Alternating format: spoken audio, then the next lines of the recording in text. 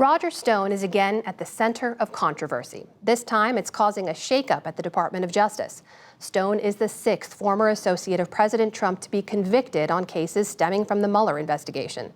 Federal prosecutors recommended in a Monday night filing that Stone be sentenced to 7 to 9 years in prison for lying to Congress and witness tampering. But senior Justice Department officials intervened. John Yang explores how there is now a fight over how long Stone should spend in jail.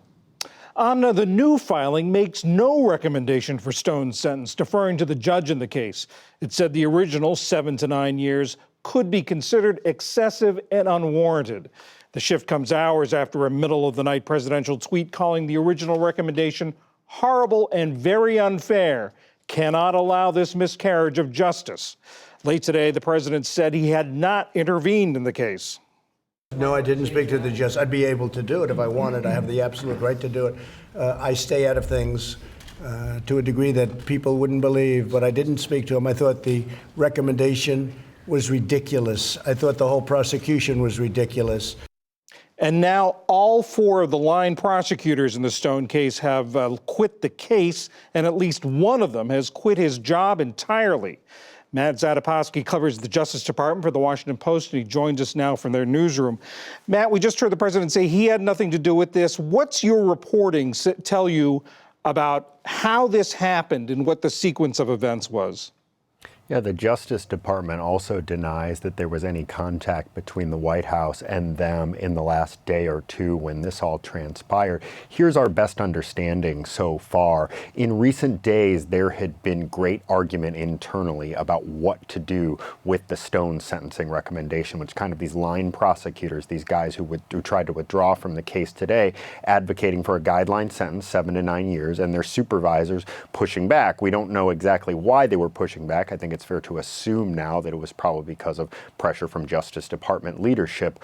What happens then is very unclear. The Justice Department claims that they were sort of blindsided by the recommendation that is filed. There's a lot of reason to be skeptical about that, given that they presumably would be engaged in discussions about what was about to be filed, but they claim they're blindsided by this 7 to 9 year recommendation that is filed yesterday. So then today, they say publicly, a senior Justice Department official says to a lot of reporters, hey, we're going to undo this. We were surprised by this recommendation and we're going to undo it. And as you just reported, that's exactly what they did. They didn't say specifically, we think it should be half of 7 to 9 years. We think it should be 3/4. They just said they think it should be less. But it's just a stunning rebuke of the career prosecutors who by that point had all moved to withdraw themselves from the case. How unusual is the back and forth between the line prosecutors and the higher ups in the Justice Department over something like this? And how unusual is it to completely reverse the recommendation entirely? Back and forths over a sentencing recommendation are not that unusual, and it is very typical for prosecutors to want to be aggressive and either their bosses or even political leaders to say, well, I think you're taking this a little too personal. I think you're going a little too far. But that's not exactly what we seem to have here.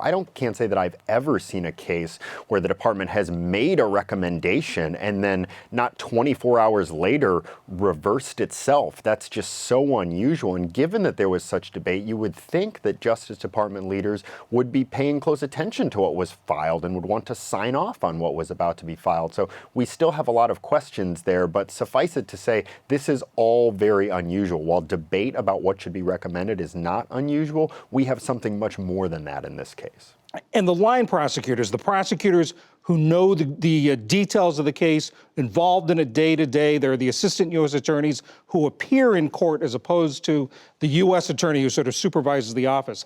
The 4 line attorneys in this case have now left the case, one of them quitting the Justice Department altogether. What's the message there? What do you make of that? They have not given a reason for that, but again, the implication here seems clear. So it's only hours after the Justice Department says publicly it's going to reverse their recommendation that all this happens. And it's so unusual for prosecutors to withdraw from a case. When they do it, it's because they sort of can't ethically attach their name to filings in that case. People might remember you saw that in the Affordable Care Act case when attorneys at the Justice Department felt they couldn't get behind the Trump administration's position on that. You saw a kind of similar thing in the census case when career attorneys were replaced on that by the Justice Department after possibly voicing some objection. So that seems to be what you have here again. The career prosecutors, the guys who aren't politically appointed by President Trump, resigning from the case, one from the department entirely, one from his post in the D.C. U.S. Attorney's Office, after the department sort of undercut them and said, we're going in a different direction. Matt Zapotowski of The Washington Post, thanks so much. Thank you.